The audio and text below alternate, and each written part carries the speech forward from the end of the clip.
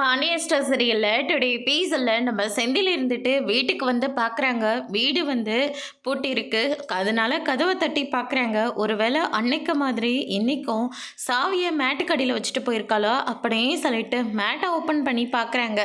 அதில் தான் சாவியே இருக்குது. அதை பார்த்த உடனே இன்னும் வீட்டுக்கே வரலையா, நான் சமைக்கலான்னு வேற சொன்னேன், ஒருவேளை கடிக்காது போயிருப்பாளா அப்படின்னு சொல்லிட்டு ஃபோன் பண்ணுறாங்க. ஆனால் மீனா இருந்துட்டு ராஜி அதுக்கு அடுத்து தான் அரசி கூட உட்காந்துட்டு இருக்கிறதுனால ஃபோனே எடுக்கவே இல்லை. அதுக்கு அடுத்து தான் வந்து பார்த்தீங்கன்னா நம்ம கோமதிக்கு வந்து கால் பண்ணுறாங்க. சொல்லுடா, நானே உனக்கு ஃபோன் பண்ணலான்னு இருந்தேன். ஆமாம், இங்கேருந்து போனதுலேருந்து ஒரு வார்த்தை கூட ஃபோன் பண்ணுறதே இல்லை. ஆமாம், இப்போ மட்டும் நீ எதுக்கு பண்ண அப்படின்னு சொல்லிட்டு கேட்கவும், மீனாவுக்கு ஃபோன் பண்ணாமா, மீனா ஃபோனே எடுக்கலை, அவள் அங்கே இருக்கலா அப்படின்னு சொல்லிட்டு கேட்கவும், ஆமாண்டா அவள் இங்கே தாண்டா இருக்கா அப்படின்ற மாதிரி சொல்லிடுறாங்க. அதுக்கு அடுத்ததாக வாடா வீட்டுக்கு சப்பாத்தியும் சிக்கனும் வச்சுருக்கேன், சாப்பிட்டு போவேன் அப்படின்ற மாதிரி வந்து சொல்லிடுறாங்க. பரவாயில்லம்மா இருக்கட்டும், வேண்டாம் டே வாடா ரொம்ப பண்ணாத அப்படின்ற மாதிரி சொல்லிட்டு ஃபோனை வந்து வச்சிடுறாங்க. அதுக்கு அடுத்து தான் நம்ம அவ்வளோ தூரம் சொல்லியும் அவள் இன்னும் அங்கே தான் இருக்காளா அப்படின்னு சொல்லிட்டு கோவமாக நேராக வீட்டுக்கு வராங்க. வடை செந்தில், உனக்காக நான் வடை செஞ்சு வச்சுருக்கேன், இரு நான் போய் எடுத்துகிட்டு வரேன்னு சொல்லிட்டு, அதெல்லாம் எதுவும் வேண்டாமா அப்படின்ற மாதிரி சொல்கிறாங்க. டே கொஞ்ச நேரம் இருடா அப்படின்னு சொல்லிட்டு போய் எடுத்துகிட்டு வராங்க. அதுக்கு அடுத்ததாக மீனா கொஞ்சம் ரூம்க்கு வாயேன் அப்படின்னு சொல்லிட்டு ரூம்க்கு கூட்டிகிட்டு போகிறாங்க. ஆமாம், நான் உன்னை இங்கே இருக்க சொன்னேன்னா எதுக்காக போய் சொன்னேன், சாப்பாடு செஞ்சு வையன்னு சொன்னேன், ஒரு ஷர்ட்டை வந்து அயன் பண்ணி வைக்க சொன்னேன், இதெல்லாம் ஒரு வேலையா, இங்கே வந்து உட்காந்துட்ருக்க அப்படின்னு சொல்லிட்டு கேட்கவும், பின்ன இது என்ன வேலை இல்லையா, சும்மாவா, எங்கே பாருங்க என்னாலலாம் முடியாது, அடுத்தவங்க மாதிரி என்னாலையும் மனசாட்சி இல்லாமலாம் இருக்க முடியாது. இப்போ யார் மனசாட்சி இல்லாமல் நடந்துக்கிட்டாங்க, உங்களை மாதிரி தாங்க நானும் வேலைக்கு போயிட்டு வரேன், உங்களுக்கு பிடிச்சதெல்லாம் நான் சமைச்சு வைக்கணும், நீங்கள் நாளைக்கு போட்டிருக்கிற ட்ரெஸ்ஸுக்கு நான் அயன் பண்ணி வைக்கணும், எனக்கு என்னைக்காவது இந்த மாதிரி நீங்கள் பண்ணியிருக்கீங்களா, கிடையவே கிடையாது.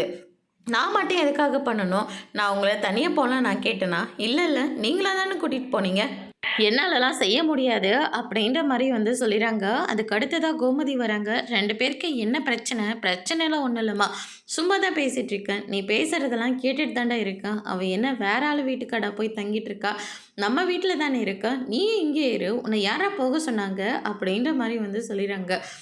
தம்பிங்க அண்ணன் மாமாலாம் எங்கே இருக்காங்க, அவங்களாம் மொட்டை மாடியில் இருக்காங்க, நான் அங்கேயே போகிறேன் அப்படின்னு சொல்லிட்டு கோமா அங்கேருந்து கிளம்புறாங்க. அதுக்கு அடுத்ததா மீனா, அவன் உன்னை வீட்டுக்கு வர சொன்னானா அப்படின்னு சொல்லிட்டு கேட்கவும், ஆமாத்த நான் எனக்கு போக இஷ்டம் இல்லை, அதனால தான் நான் இப்படி உங்ககிட்ட மாற்றி சொன்னேன், கொடுங்க இது உங்கள் பிள்ளைக்கு எடுத்துகிட்டு வந்த வடை தானே, நானே சாப்பிட்டுக்கிறேன் அப்படின்னு சொல்லிட்டு மீனா அந்த வடையும் வாங்கி சாப்பிட்டுட்டு இருக்காங்க. இவனுக்கெல்லாம் என்னதான் ஆச்சுன்னு தெரியல அப்படின்னு சொல்லிட்டு கோமதி ஒரு பக்கம் ரொம்பவே வருத்தப்படுறாங்க.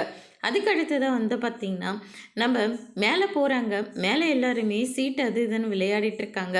வாடா மாப்பிள்ள, நீ வருவனை கொஞ்சம் கூட எதிர்பார்க்கவே இல்லை, நல்ல நேரத்தில் தான் வந்திருக்க, ஒரு கை குறையுதேன்னு அங்கெல்லாம் நினச்சிட்டே இருந்தோம், இப்போதாண்டா இது கைக்கே சரியாக வந்துருச்சு, நம்ம பேசாமல் எல்லாரும் கோட்டஸ்க்கு கிளம்பி போயிடலாமா, ஏன்னா இங்கே அப்பா இருந்தால் டைமுக்கு போய் படுக்கணும், டைமுக்கு சாப்பிடணும், ஏதோ மிலிட்ரிக்காரன் வீட்டில் இருக்கிற மாதிரி இருக்கும், நம்ம கோட்டஸ்க்கு போயிடலாமா, மீனாவும் இங்கே தான் இருக்க போகிறா, நம்ம எல்லாரும் அங்கே ஜாலியாக இருக்கலாமே அப்படின்ற மாதிரி வந்து சொல்லிடுறாங்க.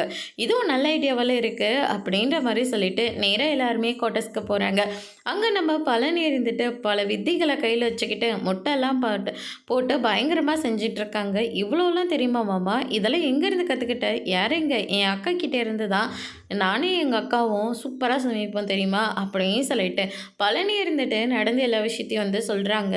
ஆமாம், அப்பா இருந்து இப்படி தான் இருப்பாரா, ஆமாண்டா இப்போ பெரிய மிலிட்ரிக்கார் மாதிரி நடந்துப்பாங்க அப்படின்ற மாதிரி வந்து சொல்கிறாங்க. அப்போ இப்படியா அம்மா அப்பாவை விரும்பி கல்யாணம் பண்ணிக்கிட்டாங்க, அதுதாண்டா எனக்கும் இன்னைக்கு வரைக்குமே புரியவே இல்லை அப்படின்னு சொல்லிட்டு பழனி வந்து சொல்லிடுறாங்க.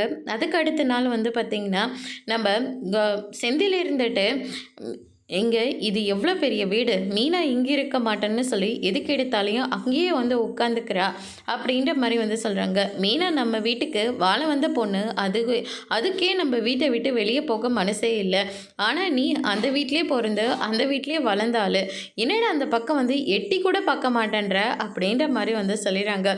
நானே எப்படா அங்கேருந்து தப்பிச்சு போங்களோன்னு இருந்தேன், அதனால தான் சான்ஸ் கிடைச்சதும் மிஸ் பண்ணாமல் இந்த வீட்டுக்கு நான் வந்துட்டேன், முடிஞ்சால் நீங்களும் தப்பிச்சுக்கோங்க பார்த்துக்கோங்க அப்படின்ற மாதிரி செந்தில் வந்து சொல்லிடுறாங்க. கதிர் இருந்துட்டு ஒவ்வொருத்தரோட விருப்பம் அதுதான். சில பேர் வந்து கூட்டு குடும்பம் தான் நல்லதுன்னுவாங்க. சில பேர் தனியாக போகிறது நல்லதுன்னுவாங்க. ஆனால் எங்களுக்கெல்லாம் ஒத்துமையாக இருக்கிறது தான் பிடிச்சிருக்கேன்னு அவங்களுக்கும் வேணா மாறி இருக்கலாம் அப்படின்ற மாதிரி கதிர் வந்து சொல்லிடுறாங்க. அதுக்கு அடுத்ததாக வந்து பார்த்திங்கன்னா, அடுத்த நாள் இருந்துட்டு கதிர் இருந்துட்டு ராஜை கூட்டிகிட்டு வராங்க. வண்டியிலேருந்து வரும்போதே தூங்கிட்டு வராங்க. 5 மணிக்கு எப்போவுமே கிரவுண்டுக்கு வந்துடுவங்க. இப்போ மணி என்ன ஆகுதுன்னு பார்த்துட்டு இருந்தியா? இவ்வளோ நேரத்துக்கு என்னத்தான் ஓடுவ நீ? போலீஸ் ஆகணும் உனக்கெல்லாம் கொஞ்சம் கூட அக்கறையே இல்லையா? அப்படின்னு சொல்லிட்டு பயங்கரமாக திட்டிகிட்டு இருக்காங்க. இங்கே பாரு, ஏற்கனவே நேற்றே நீ ரொம்ப ஸ்லோவாக தான் ஓடின. இன்றைக்கி நேற்றை விட 2 பாயிண்ட்டு எக்ஸ்ட்ரா தான் ஓடணும் சரியா? அப்படின்ற மாதிரி சொல்லிடுறாங்க. சரி அப்படின்னு சொல்லிட்டு மறுபடியும் ஓடுறாங்க. அதுக்கடுத்ததாக 10 செகண்ட் லேட்டாக ஓடியிருக்காங்க. அதை பார்த்தோன்னே கதிர் இருந்துட்டு ஃபாஸ்ட்டாக ஓட சொன்னால் இப்படி 10 கம்மியாக ஓடியிருக்க அப்படின்னு சொல்லிட்டு பயங்கரமாக பிடிச்சி திட்டிட்டுறாங்க. உனக்கு போலீஸ் ஆக்கணும் அக்கறை இருக்கா இல்லையா அப்படின்னு சொல்லிட்டு பயங்கரமாக திட்டிகிட்டு இருக்காங்க. ராஜியால் சுத்தமாக ஏற்றுக்கவே முடியல. அதுக்கடுத்து தான் இங்கே பாரு, இப்போவாச்சும் நீ சரியாக ஓடு அப்படின்னு சொல்லிட்டு மறுபடியும் ஓட விடுறாங்க. என்னைய திட்டுற, உன்னை என்ன பண்ணுறேன் பாரு அப்படின்னு சொல்லிட்டு மயக்க போட்டு கீழே விழுந்துடுறாங்க.